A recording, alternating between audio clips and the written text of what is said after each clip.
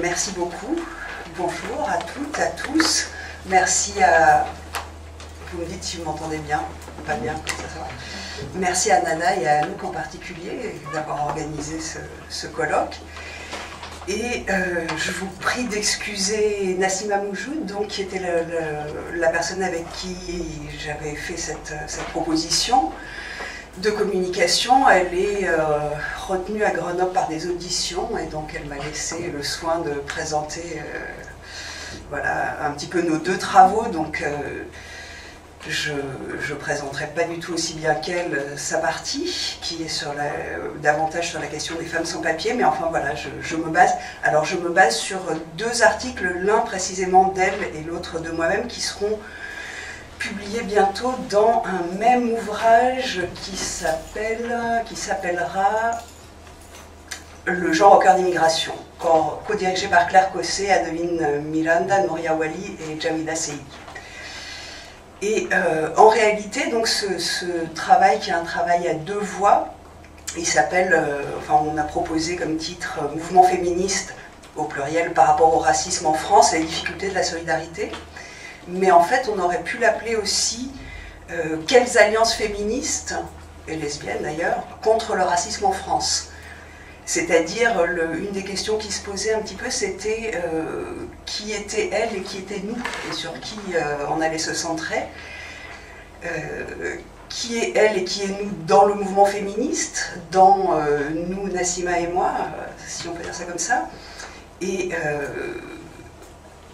qui est nous dans le mouvement féministe, dans le sens où les féministes faisant l'objet du racisme, ou racisés ou racialisés, aucun de ces termes n'est très beau et très convenable, enfin, pour se comprendre, elles sont autant, enfin on peut les considérer tout autant au centre du mouvement féministe que considéraient les féministes blanches ou occidentales comme le nous supposé faire des alliances. Donc j'espère que j'arriverai à être à peu près claire, mais voilà, la question qui se pose à travers notre interrogation, c'est ça, c'est en fait quelles alliances contre le racisme. Mais évidemment, ça dépend de quel point de vue on se place, de quel point de vue à la fois de race, entre guillemets, et aussi d'ailleurs de classe. Alors, l'origine de la réflexion, c'est une préoccupation, un désir ou une inquiétude en tant que féministe et en tant que lesbienne. Alors là, je parle surtout pour moi, mais bon, je ne sais pas si je peux parler au nom d'Nassima. Cette préoccupation par rapport au racisme, qui est non seulement très fort en France, mais très en développement, une volonté d'essayer de s'y opposer, et des difficultés aussi à s'y opposer, pour plein de raisons dont je détaillerai certaines. Et puis, en tout cas pour Nassima et moi, bien entendu, on ne part pas du tout du même point, de la même position par rapport au racisme et par rapport à comment s'y opposer. Moi-même, pour me situer, tel que vous me voyez, je suis blanche, je suis française, j'ai des papiers, je suis lesbienne, et je suis universitaire. Nassima n'étant pas là, je ne la présente pas. Et une chose que je voudrais dire aussi, c'est très rapidement, comment j'en viens, par un espèce de détour, à essayer de mieux comprendre le racisme. C'est un détour qui passe par l'Amérique latine et les Caraïbes, et en particulier, donc moi, une des choses qui m'amène, disons, à m'interroger là-dessus, c'est mon premier travail au Mexique, donc au début des années 90, sur la question de la scolarisation des femmes indiennes dans le Chiapas.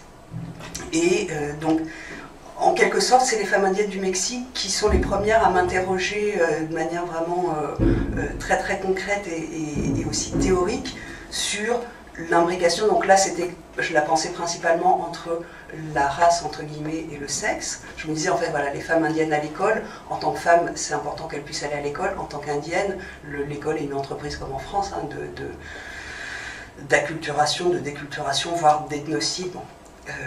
Et puis ensuite, la deuxième, je ne rentre pas dans les détails, mais la deuxième raison pour moi et la deuxième voie par laquelle je suis questionnée en tant que femme blanche raciste ou dans le racisme, c'est à travers le mouvement lesbien et en particulier une rencontre de ILIS, l'Organisation internationale lesbienne, qui avait eu lieu en 91 en Espagne, à Barcelone, où était apparu un groupe qui s'appelait Zami, donc en reprenant le titre du livre d'Audre Lorde, et qui avait posé la question du racisme vraiment avec beaucoup de force dans cette rencontre. Je passe et j'arrive à la fin des années 90 où dans un groupe féministe et lesbien dont je faisais partie est apparu un autre groupe de lesbiennes qui a très fortement posé la question du racisme, qui est le groupe du 6 novembre, qui était un groupe composé de lesbiennes issues de l'immigration forcée, de l'esclavage et du colonialisme. Bon, je m'arrête un peu là-dessus pour dire que, alors, la perspective ou la définition et la tentative de comprendre le racisme de laquelle nous partons, Nassima et moi, dans cette réflexion, on part d'une définition structurelle du racisme comme, enfin, on n'est pas tellement dans la question le préjugé, la phobie, la haine, etc. On est plutôt dans une dimension structurelle qui est très très liée au déni de droit, et comme l'a dit Waria, d'accès à des ressources matérielles, déni de droit notamment par absence de citoyenneté, et Nassima, donc, qui a travaillé, qui avait fait sa thèse sur les Marocaines migrantes sans papier en France, notamment a beaucoup attiré mon attention là-dessus, c'est-à-dire l'absence de droit et de citoyenneté liée aux politiques migratoires répressives et au fait donc de ne pas avoir de papier. Et donc on s'inscrit aussi un petit peu dans la perspective de Evelyne Nakano-Glenn, ou bien de Yann Moulier-Boutan, ou bien des travaux d'Alain Maurice sur la question, disons, on a inclus énormément la question des sans-papiers dans le racisme. Sans papier, sans droit, et donc de la migration. Même si, bien entendu, le racisme en France passe par beaucoup d'autres biais et frappe aussi des personnes qui sont officiellement citoyennes, officiellement pourvues de papier et de droits comme les autres, mais officieusement, ce n'est pas le cas. Et une autre chose importante à dire, c'est que, en effet, comme Auria, nous partons d'une perspective de l'imbrication des rapports sociaux de sexe, de classe et de race. Race, je ne vais pas dire les guillemets à chaque fois, mais je les pense très fort. Une imbrication, peut-être pas, là je pense pas que c'est le moment de rentrer dans les détails, peut-être pas une intersectionnalité, peut-être plutôt une imbrication, ou bien une coformation ou une co-construction, pour reprendre les réflexions théoriques d'un côté de Daniel Kergoat en France, de l'autre côté de Paola Baqueta par exemple aux États-Unis. Et une autre chose aussi, oui, bien sûr, cette imbrication, elle ne concerne pas, bien sûr, que les femmes faisant l'objet de racisme ou les femmes prolétarisées, mais elle concerne aussi, bien entendu, les femmes blanches, les femmes de la bourgeoisie ou des classes supérieures, enfin, elle concerne tout le monde. Et bien sûr aussi les hommes. Et un autre préalable important, c'est la diversité des femmes et des lesbiennes dont je vais parler. Leur diversité, donc, en termes de nationalité, d'origine, de classe, de personnalité, de sexualité, d'âge, tout ce que vous voulez, et de stratégie politique aussi. Et une diversité et une transformation aussi au cours du temps. Et donc les réflexions que je vais vous présenter ici sont ponctuelles, précises, hein, ça ne représente pas du tout forcément l'ensemble ni des féministes, ni des lesbiennes, ni des femmes migrantes, ni des sans-papiers. Voilà, ce sera quelque chose de tout à fait ponctuel. Et encore, dernière chose à dire, c'est que ce que je vais essayer de présenter, ça part d'une volonté, on va dire, entre guillemets, constructive de voir quelles alliances on peut réellement faire, même si pour faire ces alliances, je pense qu'il faut mettre les points sur les i et dire un certain nombre de choses qui n'apparaissent pas forcément comme extrêmement agréable à entendre peut-être dans un premier temps, quoique. Alors, je vais présenter la réflexion en deux parties. Une partie qui reprend davantage le travail de Nassima Mojoub, donc sur la lutte des femmes sans papier, dans et hors du mouvement féministe. Et puis une deuxième partie qui concerne davantage des choses qu'on a fait ensemble, elle et moi, avec d'autres aussi, sur la lutte des lesbiennes racisées et pareil, les questions de leur lutte et des solidarités plus ou moins réussies de la part des femmes avec papier, en général blanches, occidentales et de classe moyenne. On a dit que j'avais jusqu'à quelle heure? peu importe. J'ai encore un peu de temps. Alors, premier point, la lutte des femmes sans papier dans et hors du mouvement féministe, et qu'on peut intituler en quelque sorte un défi à l'entendement du féminisme majoritaire.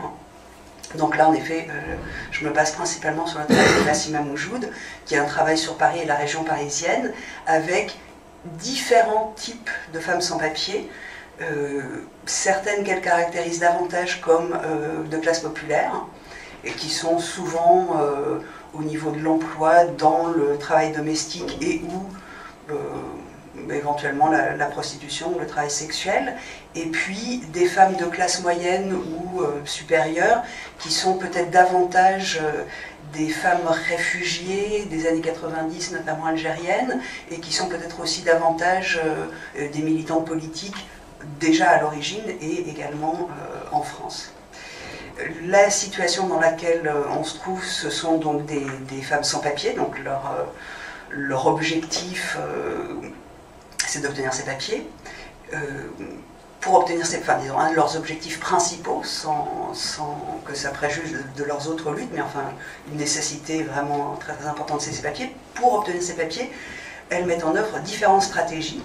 Donc, de l'autre côté, on a des féministes françaises, souvent blanches, pas nécessairement toujours, mais enfin souvent, et souvent de classe moyenne ou supérieure, qui se proposent de les aider, notamment, aider entre guillemets, hein, notamment parce que c'est une manière de lutter contre le racisme, et ce que dit Nassima Moujoud, c'est que les femmes sans papier constituent en quelque sorte une figure ethniquement neutre, plus facile à gérer entre guillemets pour ces femmes françaises, blanches de classe moyenne et supérieure, que d'autres types, enfin c'est une manière d'aborder la lutte contre le racisme peut-être plus facile. Et concernant donc de nouveau les femmes sans papier, il y a une injonction à participer de la part des autres, de la société française en général et des féministes françaises plus particulièrement, une injonction à participer en miroir de ce qui semblerait être une faible mobilisation collective qui déconcerte ou déconcerterait un certain nombre de féministes françaises. Et l'analyse d'une grande partie de ces féministes françaises avec des papiers, ou étrangères mais avec des papiers, serait... Mais alors qu'est-ce qui se passe? Est-ce qu'il y a une espèce d'apathie de ces femmes sans papier? Est-ce qu'il faut entre guillemets, leur apprendre comment faire de la politique en France, ou comment faire de la politique, ou comment participer? Et puis, deuxième éventuel type d'analyse, c'est est-ce qu'il n'y a pas une espèce d'instrumentalisation de la part de ces femmes sans papier des structures d'aide ou d'appui ou de solidarité, dans le sens où, voilà, une fois qu'elles ont leur papier, elles ne reviennent plus, pourquoi, comment, quelle ingratitude, etc. Tentative de comprendre de la part d'une partie du mouvement féministe majoritaire. Dans la réalité, ce que le travail de Nassima Moujoud met en évidence, notamment donc à travers tout un tas d'interviews, formelles et moins formelles, et de pratiques politiques, c'est que bon, l'apathie et l'ignorance politique, très souvent ce n'est pas le cas, comme vous vous en doutez. Ce sont très souvent des femmes, en particulier d'ailleurs celles de classe moyenne et réfugiées politiques, enfin réfugiées politiques, pas forcément avec ce statut, mais dans la réalité c'est leur situation. En général, ce sont au contraire des femmes extrêmement politisées, qui ont de longues expériences derrière elles, dans différents pays, y compris dans le pays d'origine, et également d'ailleurs en France. À la fois dans différentes luttes, pas seulement dans des luttes féministes. Donc, premier élément de l'analyse à écarter. La dimension de l'instrumentalisation relative des structures de solidarité ou d'appui, ce que Nassima Moujoud a mis en évidence, c'est que toute une partie de ces femmes sans papier, surtout ce dont elles se rendent compte, c'est qu'elles se rendent bien compte que les associations féministes auxquelles elles s'adressent parfois, malheureusement, elles n'ont pas énormément de pouvoir. Donc, premièrement, c'est pas que c'est la grande planche de salvation, comment est-ce qu'on dit, la grande planche de salut, c'est des groupes qui n'ont pas beaucoup de pouvoir, et beaucoup d'entre elles se rendent compte que, malheureusement, ou heureusement, je l'ignore, mais enfin, que souvent une stratégie plus efficace et plus rapide, c'est de se marier avec une personne qui a déjà les papiers, ou éventuellement de se vacciner, j'y viendrai tout à l'heure. Donc toute une partie de ces femmes, c'est surtout qu'elles se tournent davantage vers des stratégies individuelles, comme le mariage, le Pacs, ou des groupes informels entre elles, ou avec des, enfin entre elles, c'est-à-dire entre sans-papières, ou éventuellement même d'ailleurs de même nationalité, ou de même origine culturelle, et de même aussi classe sociale. Un autre élément de leur expérience, c'est que beaucoup d'entre elles, quand elles essayent de participer, c'est-à-dire par exemple quand une fois qu'elles ont eu leur papier, elles souhaitent revenir, elles se proposent pour participer au groupe, etc. Bien souvent, elles se heurtent à tout un tas de difficultés. Premièrement, enfin disons, elles-mêmes, et face à elles se trouvent devant des réactions de méfiance, et elles-mêmes font part dans les interviews d'une certaine méfiance autour des questions de race et de racisme, liées notamment à tout le passif colonial, qui est loin d'être apuré, au contraire. Elles se heurtent aussi à souvent des fortes différences de classe, et l'expression, alors ne serait-ce que dans la manière de s'exprimer, dans les lieux de réunion, dans les horaires, le temps qui est requis, etc. etc. Et puis des expressions de mépris direct, qui évidemment ne les motivent pas énormément à participer. Dans les expériences de mépris, il y a aussi toute la dimension de la victimisation, toute la dimension des stéréotypes, et puis toute la dimension des positions par rapport à notamment deux thèmes que Nassim Moujoud met en évidence, la question de la religion et la question de la prostitution. Alors, juste pour dire citer quelques petits bouts d'interview, notamment donc une femme sans papier qui dit des autres, des soutiens, entre guillemets, elle dit « Elle nous parle de la situation des femmes au Maroc, mais on la connaît déjà, la femme ne vaut rien, on est ici pour les papiers. » Donc un exemple du décalage. Un autre exemple, une autre femme qui dit, toujours des soutiens, qui dit « Elle nous aime bien dans la rue ou dans la cuisine, mais quand on est voilé, jamais dans la réunion de bureau. » Et puis donc d'autres exemples, c'est la manière dont justement certains groupes de solidarité notamment parlent avec des très beaux lots dans la voix, des femmes, et contre la prostitution, alors que, en fait, parmi les femmes sans papier avec lesquelles elles travaillent, toute une partie d'entre elles se prostituent, éventuellement occasionnellement, et bien sûr sont dans l'impossibilité de le dire, vu l'opposition frontale à la prostitution que professent les groupes qui, par ailleurs, souhaitent les soutenir.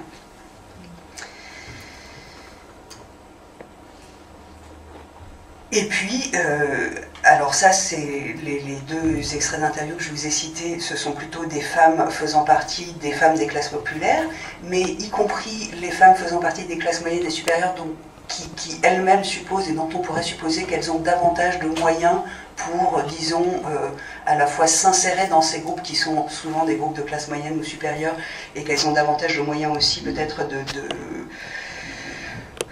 résister notamment au mépris de classe. Le fait est que elles expriment très fortement des tentatives de s'organiser à part, en dehors, de manière séparatiste. Ça ne s'est pas toujours formulé comme ça, mais enfin donc, pour les femmes de classe populaire, souvent ce sont un type d'organisation plus informelle, des relations amicales. Et puis, pour d'autres, c'est une détermination claire, nette et précise à s'organiser à part en tant que femmes sans papier et hors des structures de femmes et du mouvement des femmes et du mouvement féministe. Pour développer ça un petit peu plus en détail, je passe maintenant à une deuxième partie qui sont les luttes des lesbiennes racisées ou faisant l'objet du racisme.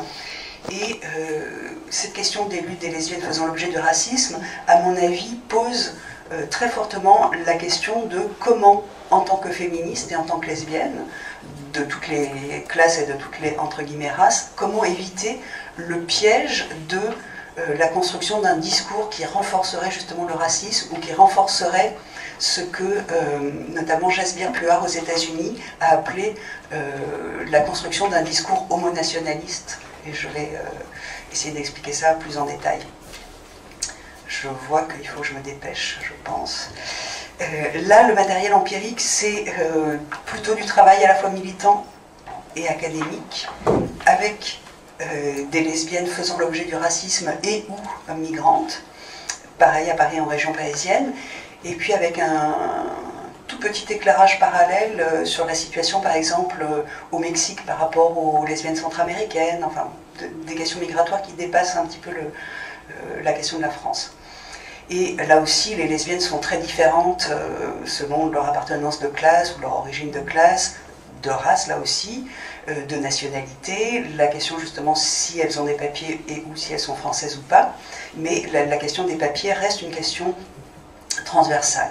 Et là, la dynamique, c'est une dynamique de solidarité féministe, mais aussi plus particulièrement lesbienne, et en particulier, dont un des moments forts sont les années 90 avec la guerre en Algérie et la question d'un certain nombre de femmes, de féministes et de lesbiennes qui arrivent en France et qui se retrouvent à faire appel ou à rencontrer une volonté de solidarité d'un certain nombre de lesbiennes. Et là, la perspective est un petit peu différente dans la mesure où il y a aussi la dimension d'éventuelles relations amoureuses et de relations de couple, et une des questions qui se pose à partir du moment où le Pacs rend possible le fait d'obtenir et éventuellement des papiers à travers le Pacs, la question d'une solidarité beaucoup plus individuelle autour de se paxer éventuellement avec une lesbienne sans papier, éventuellement sa propre compagne. Bon. Ces lesbiennes sans papier, ou lesbiennes migrantes, enfin, qui arrivent sans papier ou qui deviennent sans papier à un moment donné, ce sont souvent des lesbiennes par ailleurs actives sur le plan politique. Mais une des questions qui se pose, c'est celle de la visibilité en tant que lesbienne. Question qui se pose d'ailleurs aussi pour les lesbiennes non racisées et non migrantes. Je vais développer ça dans quelques instants. Là, l'analyse d'une partie des féministes et des lesbiennes toujours blanches, éventuellement, en tout cas françaises, et de classe moyenne ou supérieure, c'est par rapport à cette question de la visibilité des lesbiennes migrantes ou des lesbiennes racisées, une des analyses qui est souvent mise en avant, c'est que ces lesbiennes migrantes ou ces lesbiennes racisées ne pourraient pas se rendre visibles en tant que lesbiennes parce que leur communauté ou leur culture serait extrêmement lesbophobe ou répressive. Et qu'en fait, en se visibilisant en tant que lesbiennes, elles se mettraient en danger par rapport à leur groupe de...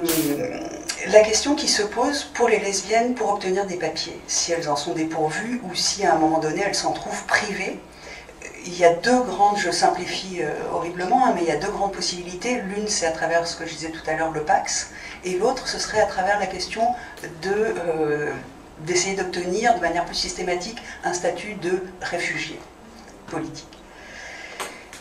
La question du Pacs pose tout un tas de difficultés sur lesquelles maintenant je ne vais pas développer, mais en particulier, ça pose le problème de l'individualisation de l'action politique. Est-ce qu'on peut encore d'ailleurs même parler vraiment d'action politique? Ça pose bien sûr la question des rapports de pouvoir dans un couple où une des deux personnes a le pouvoir, entre guillemets, de la nationalité, des papiers, de la légalité, et l'autre non. Ça pose aussi la question, bien entendu, du mariage. On parlait des mariages forcés tout à l'heure, enfin Henri en parlait, et il me semble que tous les mariages sont forcés dans le cadre de l'hétérosexualité.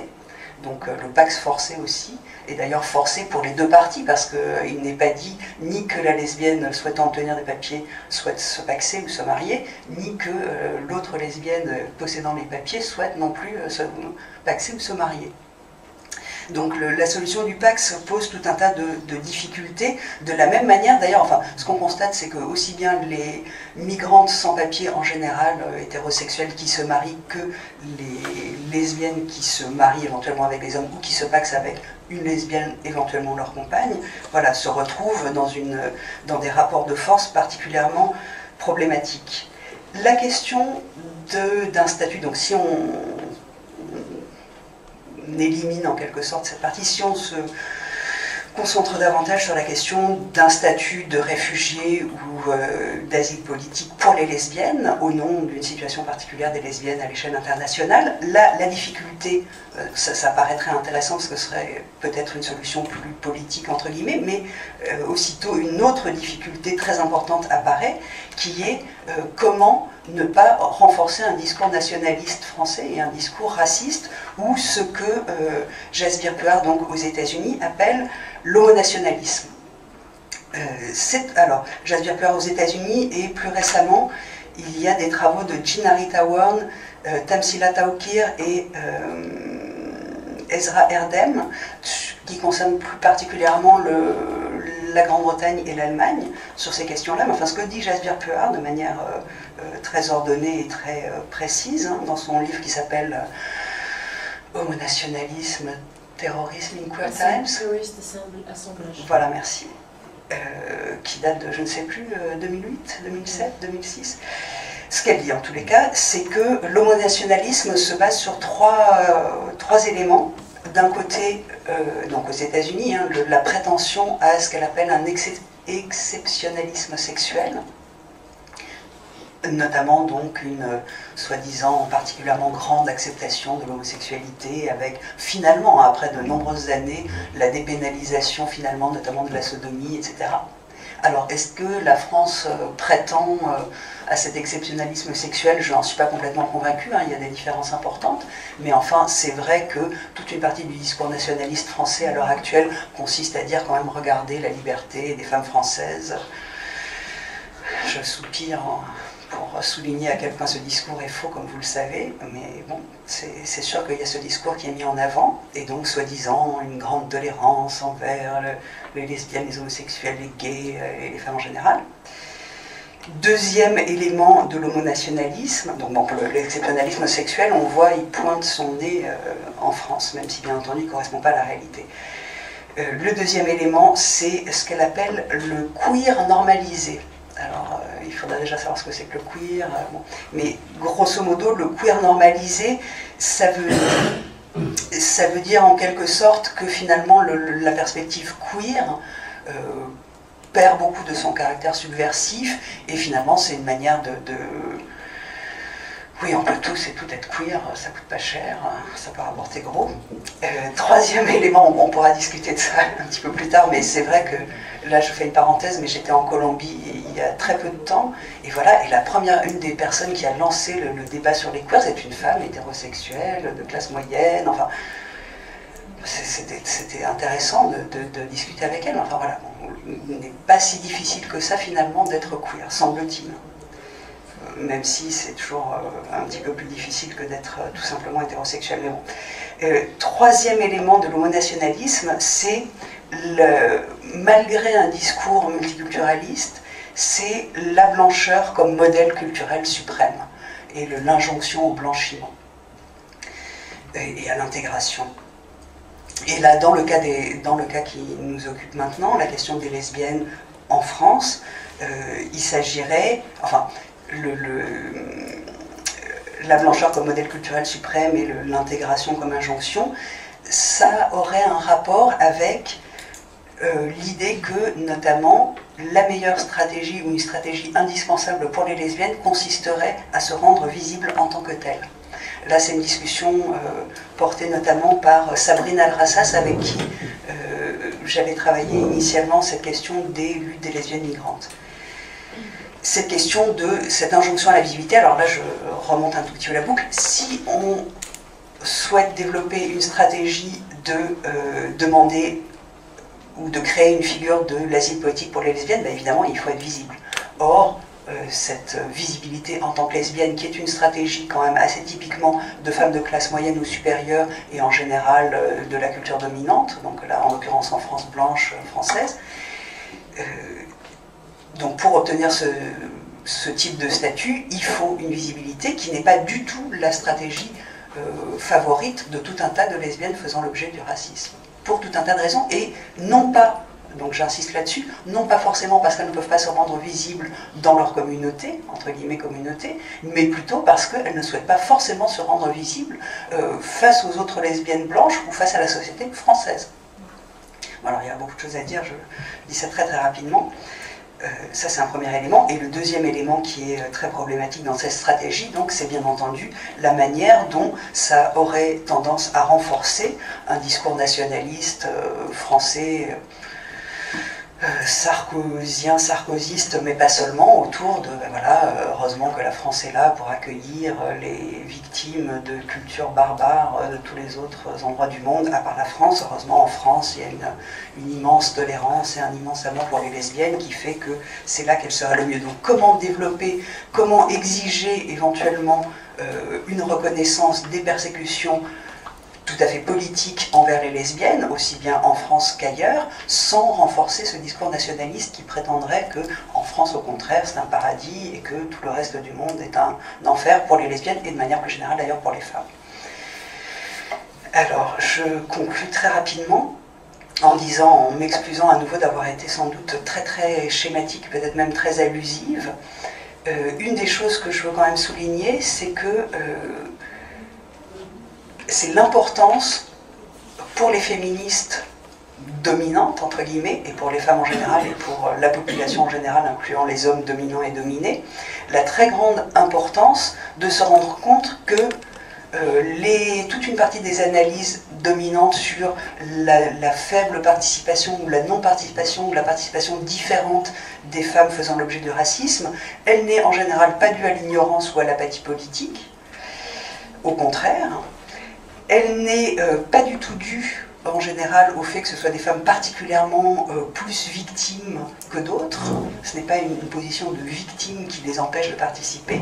C'est encore moins souvent une position instrumentale vis-à-vis des groupes de solidarité. C'est plutôt, ce que disait Auria tout à l'heure, de la méfiance, de la déception, voire même de la franche colère, qui se traduit par des stratégies, souvent, pas toujours, hein, mais souvent par des stratégies d'évitement, de retrait ou de boycott, que ce soit à titre individuel ou à titre collectif.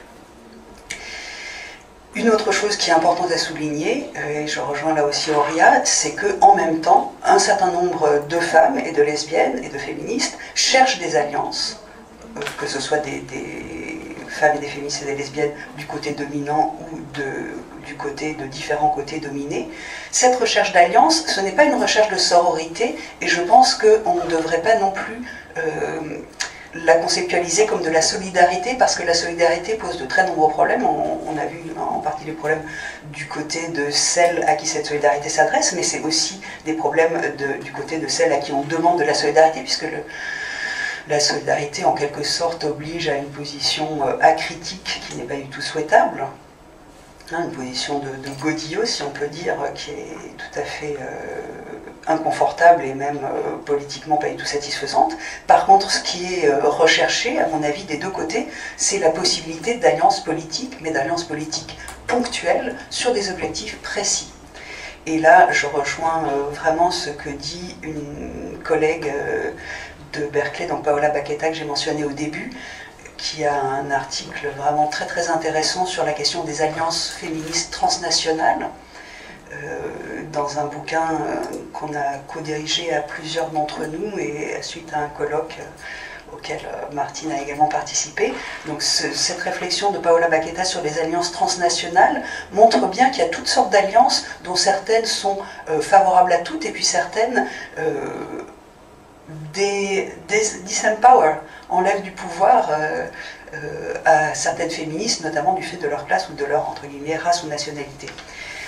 Donc là, il s'agit de chercher des alliances égalitaires sur des objectifs sur lesquels on se met d'accord de manière justement aussi égalitaire.